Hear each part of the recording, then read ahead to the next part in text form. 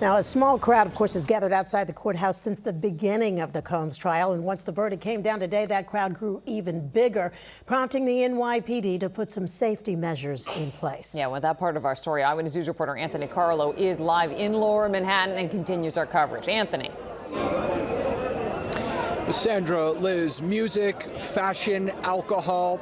Seems like there's no industry that Sean Diddy Combs hasn't touched. The cameras and the crowds are to be expected. In fact, he's pretty used to them, but nothing quite like this.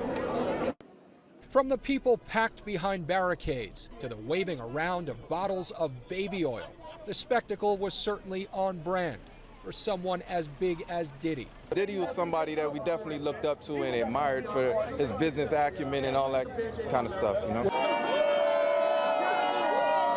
The media frenzy has followed Sean Combs and his family into this chapter of fame. Cheers and jeers as his children and his mother made their way into and out of the courthouse. What does verdict day mean for Diddy's legacy? Legacy is ruined.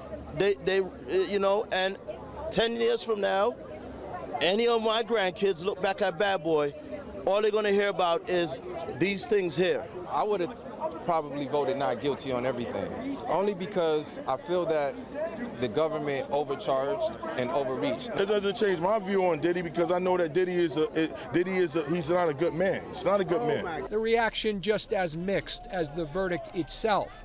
Make no mistake, this is not a happy day, even for fans. Yeah, I definitely was a fan.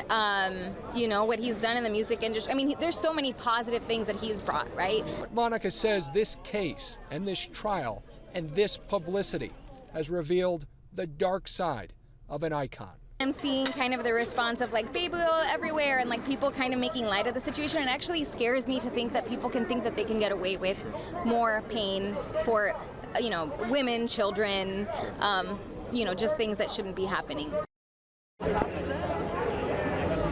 And here's another live look here, a glimpse of the activity going on right now outside of the courthouse. You can see several dozen spectators who continue to wait outside of court here. We know that as the judge decides whether or not Diddy can be released out on bond leading up to his sentencing, that means a coordination between local law enforcement and federal agents in and around the courthouse to make sure that all of that can go down seamlessly as Diddy potentially walks out and says a thing or two, possibly to the people that are fans of his and his critics. A lot of people are waiting to see if that'll happen.